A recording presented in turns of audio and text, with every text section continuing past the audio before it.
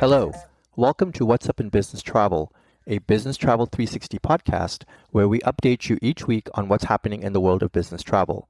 This podcast is great for those that need to know what is happening, all in less than 15 minutes. My name is Ash. Let's get started.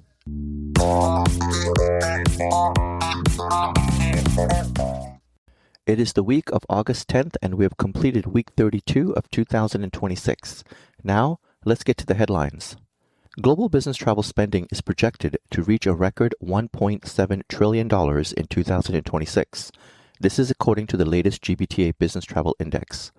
The forecast represents annual growth of over 7%, with worldwide business trips looking to exceed 1.8 billion for the first time.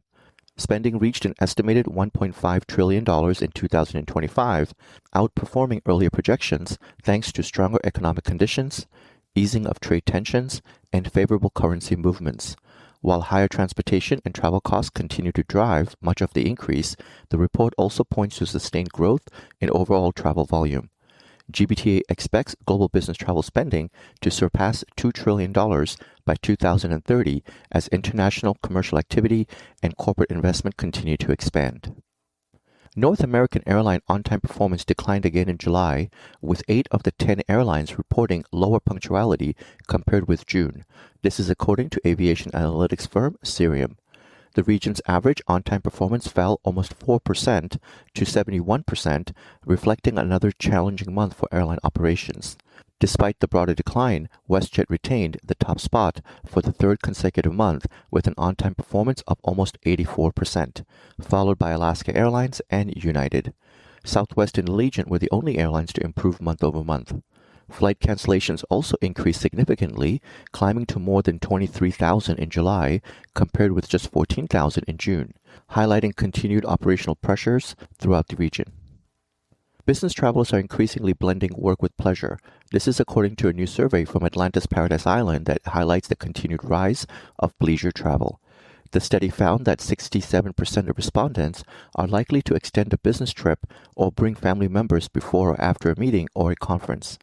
Corporate events also remain strong, with 92% expecting to attend at least 2 business meetings in 2026 and nearly 40% anticipating 4 or more. Convenience remains the biggest factor when selecting a meeting destination, with direct flights and accessibility ranking ahead of amenities. Integrated resorts that combine business facilities with leisure experiences continue to gain popularity, although rising airfare remains a key concern for meeting planners. The Federal Aviation Administration has directed airlines to inspect Boeing 737 MAX aircraft for potential structural cracks after issues were discovered on older 737 NG models. The inspections focus on the aircraft's bare strap, a structural reinforcement component near the forward service door that could affect the airplane's structural integrity if damaged. More than 470 MAX aircraft operate in the U.S., but the FAA has not ordered them out of service, allowing airlines to complete inspections during routine maintenance. Boeing has expressed support for the directive, while major operators including United and Southwest have said that they expect minimal operational disruption as inspections are completed proactively.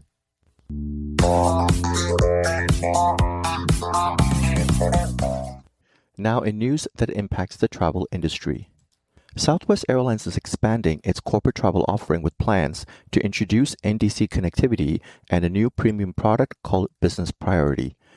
Southwest expects to direct NDC connections to be available by the end of 2026, followed by an Amadeus-powered NDC solution in 2027 that will deliver richer, more personalized content through third-party travel platforms. Southwest also plans to launch Business Priority in early 2027, giving eligible corporate travelers enhanced day-of-travel support, priority rebooking, standby privileges, and preferred boarding. The initiatives build on Southwest's broader commercial transformation as it introduces assigned seating, premium products, and more modern distribution capabilities for managed travel. WestJet and the Canadian Union of Public Employees, representing approximately 4,500 flight attendants, have reached a tentative labor agreement ending a disruptive strike that grounded hundreds of flights across Canada.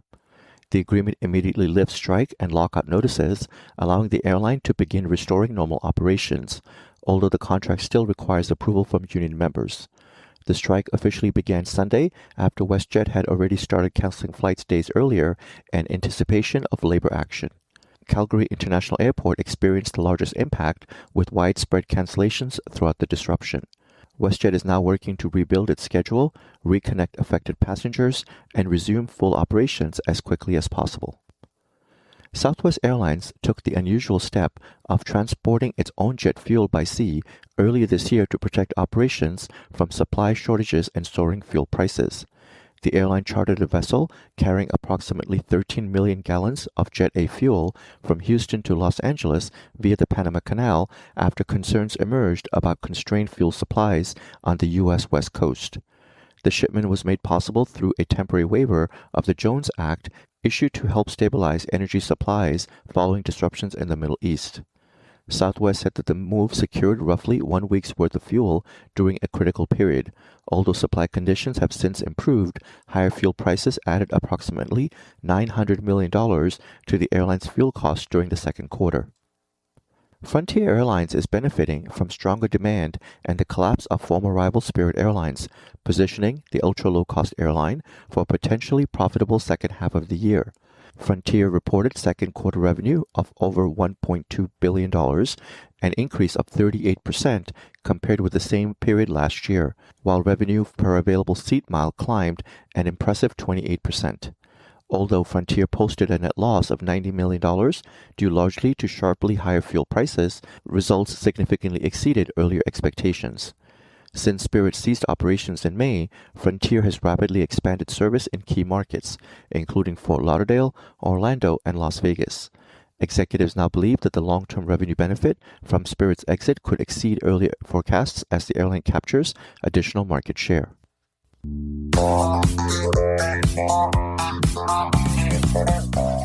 Now, let's get to the news of mergers and new partnerships. Apollo Global Management has reached an agreement to acquire EasyJet in a $7.7 billion deal, with rival bidder Castlelake withdrawing from the process. Apollo's offer at £7.15 per share was accepted just ahead of the final bidding deadline, ending weeks of speculation over the airline's future. The transaction has been structured to comply with the European airline ownership rules, allowing eligible shareholders, including the founder and his family, to retain a significant stake while Apollo takes a major ownership position. EasyJet said that the agreement delivers immediate value for shareholders while providing long-term stability for the airline as it continues operating under the existing European ownership requirements. Dawes Group has strengthened its North American presence through the acquisition of Nebraska-based corporate travel management company Executive Travel. The move expands the independent, family-owned travel company's U.S. operations by adding Executive Travel's headquartered in Lincoln, Nebraska, alongside its existing U.S. and Canadian footprint. Dawes CEO Suzanne Horner said that the acquisition addresses a growing opportunity created by ongoing consolidation across the travel management sector, positioning the company as a mid-sized provider focused on both personalized service and technology. Executive Travel will initially continue operating under its existing brand before transitioning through a phased integration. Clients will retain their current account teams while gaining access to Dawes' global technology platform and international support network. Travel expense management platform Engine has acquired corporate travel management company Options Travel, marking another step in the push to modernize the corporate travel technology landscape.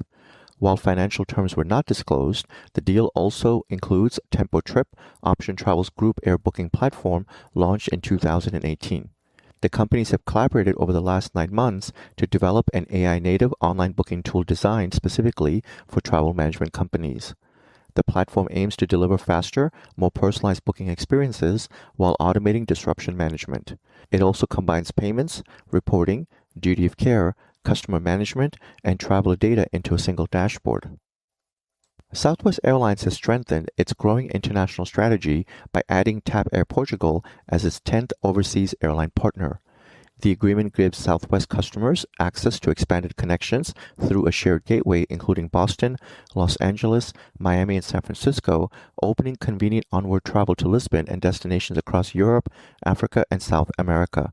Since launching the first international partnership with Iceland Air in 2024, Southwest Airlines has rapidly expanded its global network through agreements with airlines including Singapore Airlines, All Nippon Airways, Turkish Airlines, Philippine Airlines, Condor, EVA Air, China Airlines, Air Premia, and now TAP Air Portugal.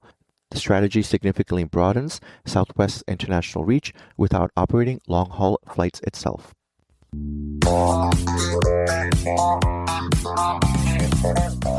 And now, news of new travel services and improvements.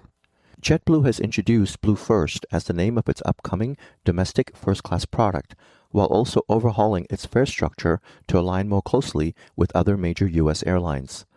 The new cabin, launching gradually later this year, will offer 3 fare options: Base, Standard, and Flex, giving travelers greater flexibility based on price and benefits.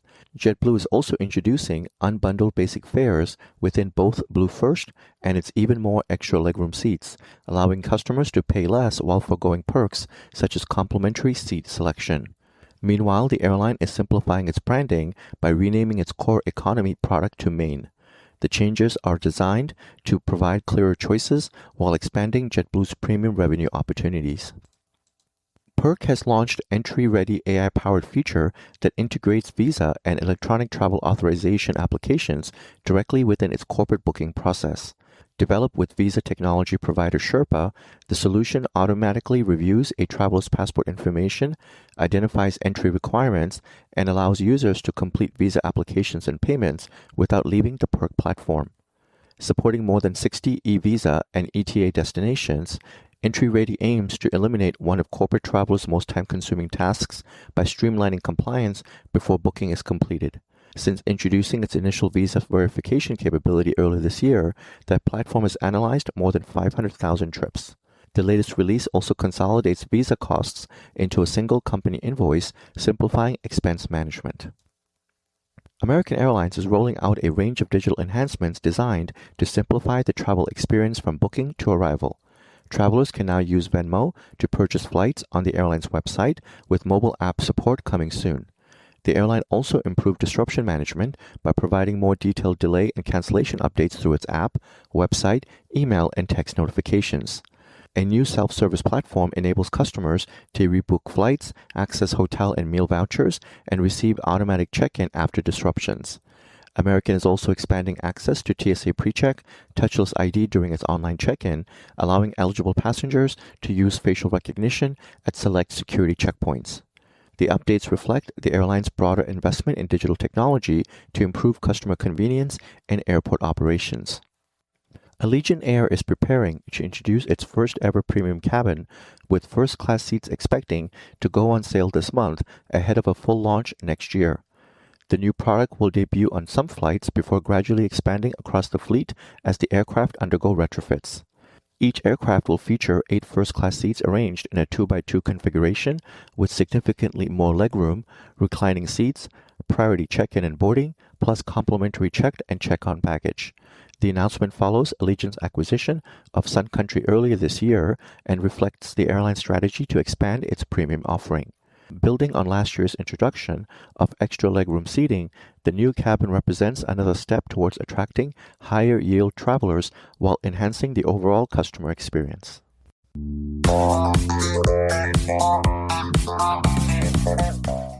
Thank you for joining us today.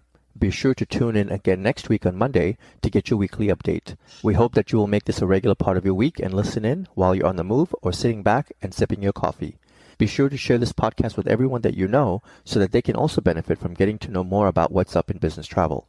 Remember to subscribe to this podcast by searching Business Travel 360 on your favorite podcast music player.